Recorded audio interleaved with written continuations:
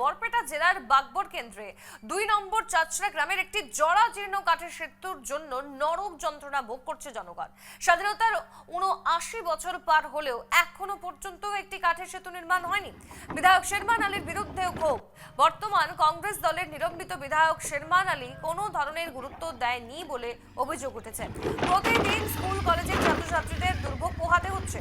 পাকা সেতু না থাকার জন্য গ্রামে অ্যাম্বুলেন্স বা কোনো গাড়ি পৌঁছায় না।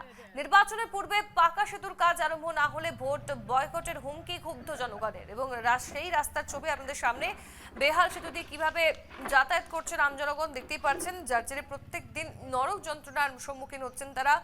বরপেটা বাগবর কেন্দ্রের ২ নম্বর চাচড়া গ্রামের এই দৃশ্য। জরাজীর্ণ সেতুর জন্য নরক যন্ত্রণা ভোগ করছেন স্থানীয়রা এবং এলাকার বিধায়ক শেরমান আলীর বিরুদ্ধে ক্ষোভ উগরে দিয়েছেন স্থানীয়রা। ভোট বয়কটেরও হুমকি দিয়েছেন ক্ষুব্ধ জনগণ।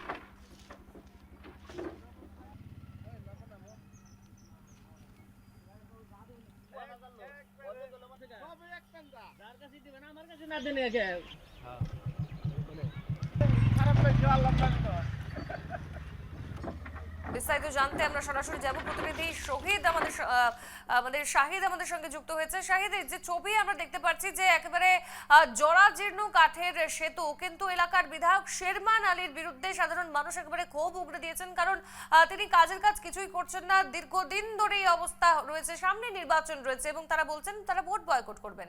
কি জানতে পারছো?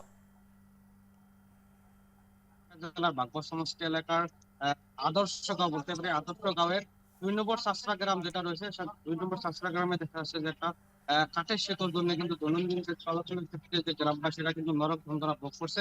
দেখা যাচ্ছে যে গ্রামবাসীর সঙ্গে সঙ্গে যে দেখা যাচ্ছে যে সকালে যে স্কুল কলেজের ছাত্রছাত্রী চলাচলের ক্ষেত্রে কিন্তু অনেক কিন্তু অসুবিধার সম্মুখীন হচ্ছে। জরুরিকালীন অবস্থায় অ্যাম্বুলেন্সের ক্ষেত্রে চলাচলের ক্ষেত্রে কিন্তু অনেক অসুবিধা হয়। তার পরিপ্রেক্ষিতে দেখা যাচ্ছে যে যে এই গ্রামের কিন্তু লোকজনে কিন্তু যে ১৫ বছরের বিধায়ক যে শেরমান আলী, উনার বিরুদ্ধে কিন্তু ক্ষোভ প্রকাশ করতে চাচ্ছে যে, সামনে বিধানসভা নির্বাচনে কিন্তু এই এলাকায় কিন্তু উনি প্রবেশ করলে ওনাকে জবাবদিহি করবো বলে যে একটা কথা কিন্তু যে তুলে ধরছে। আরো একটা কথা আমি বলতে চাই সোনালী, দেখেন যে বিধানসভা নির্বাচন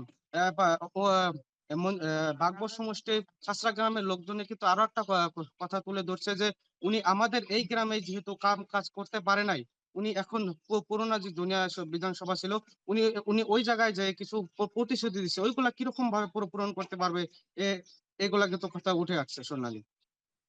বেশ বেশ, একেবারেই শাহিদ, ধন্যবাদ জানাচ্ছি তোমায়। আমাদের নজর রাখতে হবে যে সেই সেতু, জরাজীর্ণ সেতুর কাজ আদতে হয় কি না, মেরামত করা হয় কি না, এবং স্থানীয় জনগণ আগামীতে কি সিদ্ধান্ত নেন, যেহেতু নির্বাচন ঘনিয়ে আসছে।